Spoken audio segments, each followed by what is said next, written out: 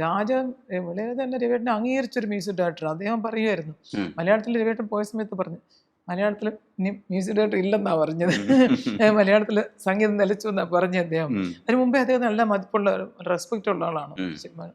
കാരണം എന്ന് വെച്ചാൽ ഇവരുടെ രണ്ടുപേരുടെയും ശരി, അദ്ദേഹം വേറൊരു ജീനിയസ്, വേറൊരു വഴിക്ക് പോകുന്ന അത് അദ്ദേഹം രവിയേട്ടൻ അദ്ദേഹത്തിന്റെ ആരാധന, അദ്ദേഹം ഇദ്ദേഹത്തിന്റെ ആരാധനായിരുന്നു. ഉം. ഏതോ ഒരു പാട്ടിനകത്ത് ഒരു ചെറിയൊരു ചായ വന്നിട്ടുണ്ട് ഉണ്ടായിരുന്നു. ഉം. അപ്പൊ ഞാൻ പറഞ്ഞു, ഇത് ഇളയരാജയുടെ പാട്ടിന് ചെറിയ ചായ ഉണ്ടല്ലോ എന്ന് പറഞ്ഞു. അപ്പൊ പറഞ്ഞു, ഇത് കേട്ട് കേട്ട് കേട്ടേ അത് എന്റേതാണോ അങ്ങനെയൊന്നും എനിക്കറിയാതെ അതേപോലെ ഇപ്പൊ ഇരിക്കുന്നത് ഞാൻ ചെയ്യാൻ ഉദ്ദേശിക്കുന്നൊക്കെ അങ്ങേരും ചെയ്യുന്നുണ്ട്.